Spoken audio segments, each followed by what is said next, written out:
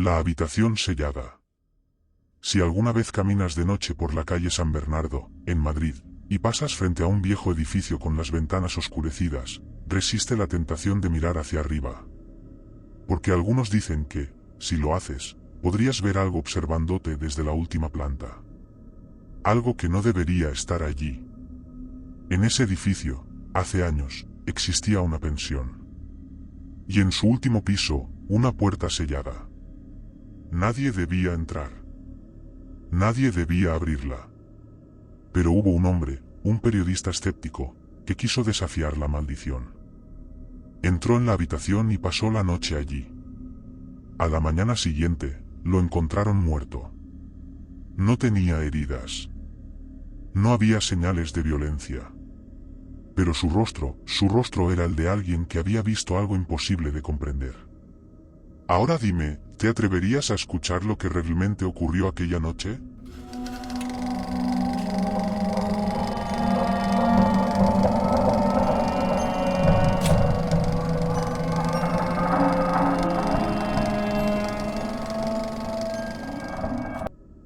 En un vetusto edificio de la calle San Bernardo, en Madrid, se erguía una pensión de mala reputación, conocida no por el bullicio de sus inquilinos, sino por los extraños rumores que la envolvían.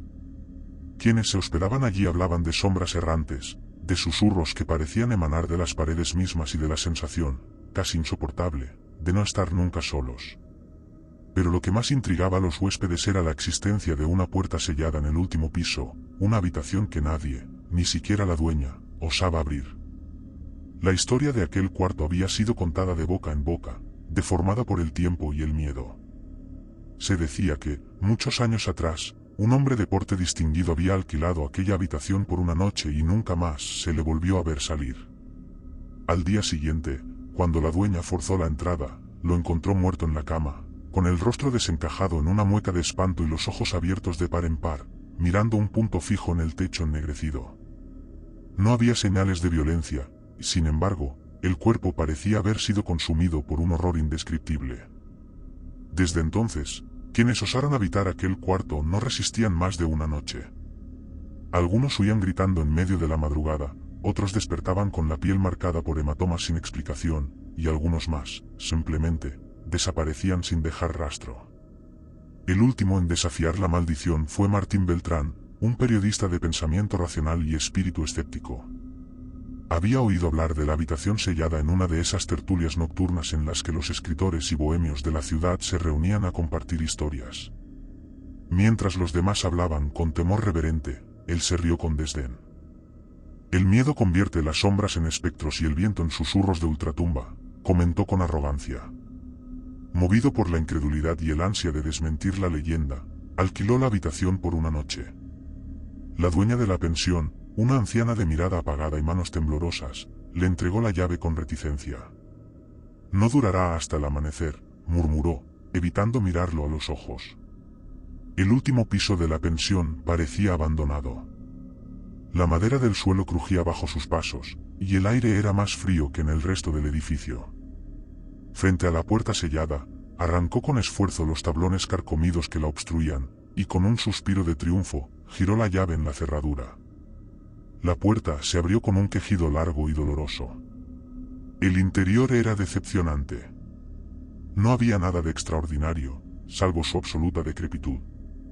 Las paredes, cubiertas de un papel amarillento y rasgado, parecían mohosas. La cama, de hierro forjado, tenía las sábanas aún extendidas, como si alguien las hubiese dejado listas para un nuevo huésped. El techo presentaba una enorme mancha negra, casi como una sombra impresa en la madera. No había ventanas. Martín dejó su libreta y su lámpara de aceite sobre la mesilla y se sentó en la cama con aire triunfante. Durante horas, anotó sus observaciones, encontrando la experiencia francamente aburrida. Pero entonces, la temperatura descendió bruscamente. Al principio, creyó que se trataba de una corriente de aire, aunque no había de dónde pudiera venir. Luego, comenzó a sentir un peso en el pecho, una presión sutil pero creciente.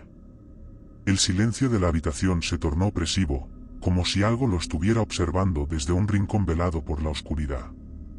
De pronto, la vela parpadeó con violencia. En la penumbra oscilante, las sombras se distorsionaron, y por un instante, una silueta se dibujó contra la pared. No era suya.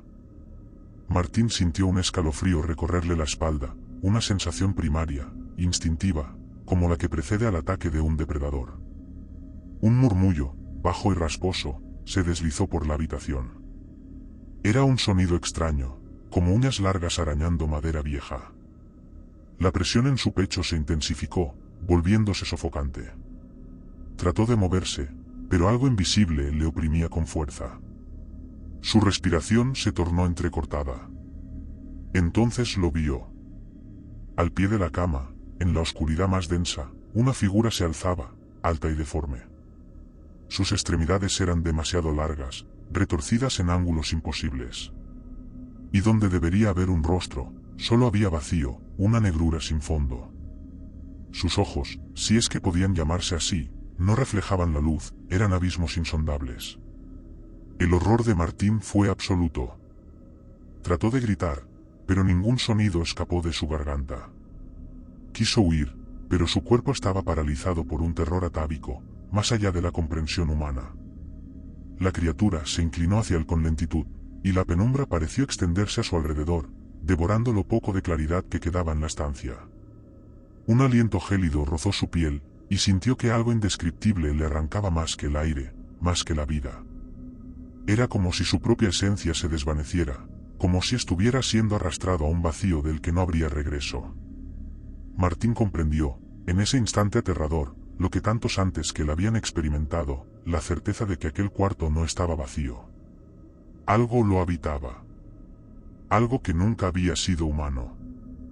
A la mañana siguiente, la dueña de la pensión subió lentamente las escaleras. Había oído la puerta abrirse durante la noche, pero no había querido intervenir. Ahora, frente a la entrada entreabierta, respiró hondo antes de empujarla. Sobre la cama estaba Martín Beltrán. Sus ojos, desorbitados, se fijaban en el techo ennegrecido, congelados en un terror absoluto. Su boca estaba entreabierta, como si hubiera intentado gritar hasta el último aliento. No tenía heridas. No había signos de violencia. Pero algo en él estaba roto, algo que nunca podría ser restaurado. La anciana suspiró y cubrió el cadáver con la sábana empolvada. Luego, con gesto resignado, cerró la puerta y clavó nuevamente los tablones. Nadie volvería a entrar. Desde aquel día, nadie mencionó más la habitación sellada. Pero si uno pasaba de noche por la calle San Bernardo y prestaba suficiente atención, podía escuchar, entre el viento y la niebla, el eco de un murmullo rasposo arañando la madera. Y aún hoy, nadie ha podido explicar qué fue de las almas que osaron desafiar la oscuridad.